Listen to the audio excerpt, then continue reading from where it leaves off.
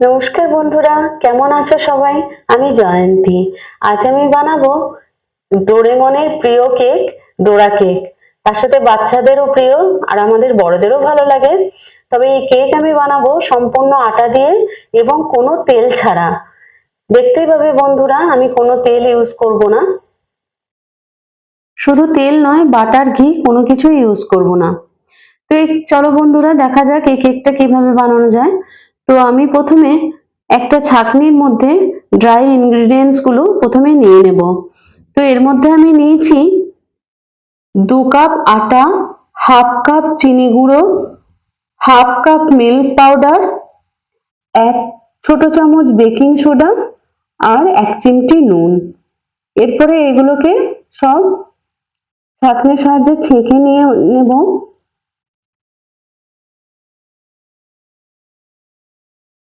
ছাঁকা হয়ে গেলে আমি প্রথমে এই ড্রাই ইনগ্রিডিয়েন্টস গুলোকে একটু মিক্স করে নেব। নুন টুন আছে, সব একসাথে মিক্স করে নেব। এরপর এর সাথে যোগ করব 2 টেবিল চামচ মধু। আর এবার দুধ, রুম টেম্পারেচারের দুধ নিয়ে, এটা বয়েল দুধ, কিন্তু টেম্পারেচার ঘরের মতন, ঘরের অবস্থায় যেমন থাকে সেইভাবে। তো এটা নিয়ে প্রথমে আমি মেজারিং কাপের, যে কাপে আটা দিয়েছি ওই কাপেরই দুধ নিয়ে নিয়েছি। নিয়ে মেশাতে থাকবো, আমি দেখবো প্রয়োজন অনুযায়ী দুধ আবার দেব। আটাতে একটু বেশি দুধ লাগে বন্ধুরা, তোমরা যদি ময়দা দিয়ে তৈরি করো তাহলে দুধ অপেক্ষাকৃত কম লাগবে। আমি ব্যাটারের কনসিস্টেন্সিটা দেখিয়ে দেব। তো এই ব্যাটারটা তৈরি করতে আমার 2 কাপ মতো দুধ ইউজ করেছি। মেজারিং কাপে 2 কাপ, যে কাপে আটা নিয়েছি ওই কাপেরই 2 কাপ দুধ ইউজ করেছি। এবং দেখো বন্ধুরা, এর থিকনেসটা ঠিক এরকম হবে, ব্যাটারের থিকনেসটা। আর এটা রিবন ফ্লোয়িং কনসিস্টেন্সিতেই হবে।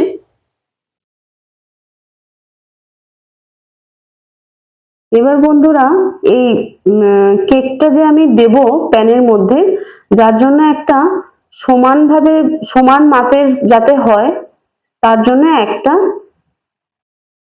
চামচ নিয়ে নেব। এখানে আমি 1/4 কাপের যে মেজারিং কাপ আছে আমার, সেই কাপটা ইউজ করছি। প্রত্যেকবার একই মাপের দিলে কেকগুলো একই সাইজের হবে, দেখতে ভালো লাগবে।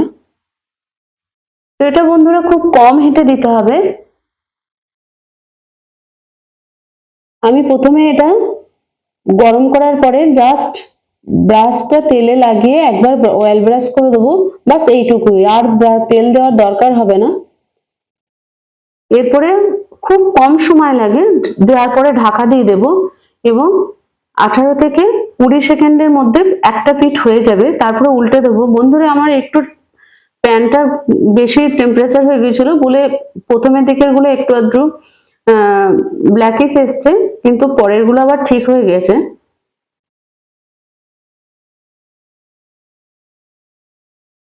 উল্টে দেওয়ার পরে আবার 18-20 সেকেন্ড হয়ে যাবে, তো আমার এপিঠটাও হয়ে যাবে। এরপরে আমি একটা একটা কাপড়ের টুকরোকে ভিজিয়ে নিয়ে এটাকে আমি মুছে নেব।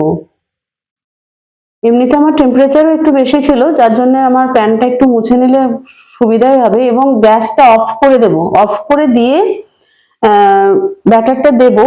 তারপরে ঢাকা দেওয়ার পরে গ্যাসটাকে আবার অন করব। অন করে সেম প্রসেসে আবার ওই 18-20 সেকেন্ডই লাগে, তার থেকে বেশি লাগে না। ফ্লিপ করে দিয়ে তারপরে আবার ঢাকা দিয়ে এইভাবে কেকটা বানিয়ে নেব। এইভাবে বন্ধুরা আমি পুরো কেকগুলোকে বানিয়ে নেব এক এক করে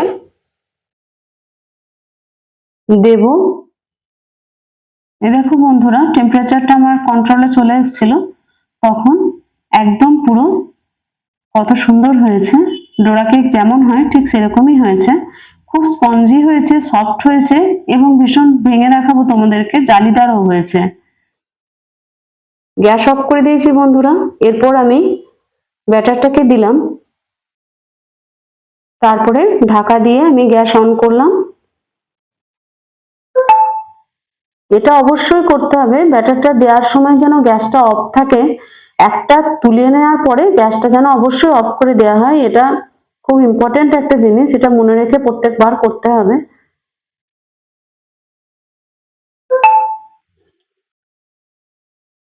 এইভাবে সব এক এক করে বানিয়ে নেব। বন্ধুরা এটা ভীষণ খেতে সুস্বাদু হয় এবং ভীষণ হেলদি। আমি আটা দিয়ে বানালাম, ভীষণ হেলদি। বাচ্চাদের টিফিনের জন্য আগের দিন রাত থেকেও বানিয়ে রাখা যেতে পারে, পরের দিন সকালে স্কুল হয়ে খুব তাড়াহুড়ো হয়ে যায়। আমি তো এইভাবে ব্যবহার করি।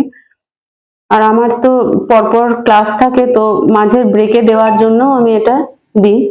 বন্ধুরা বানিয়ে নিয়েছি আমি সব ডোরা কেক গুলো। এরপর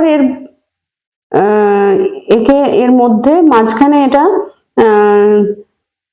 স্প্রেড করে দেওয়া যায় বিভিন্ন জিনিস, চকলেট সস বা চকলেট গানাশ, এগুলো স্প্রেড করে দেওয়া যায়। তো আমি আজকে ভেবেছিলাম চকলেট গানাশ বানাবো, কিন্তু আমার দুধটা শেষ হয়ে গিয়েছিল, সেই জন্য আমি এটা আজকে চকলেট সিরাপ দিয়ে সার্ভ করেছিলাম।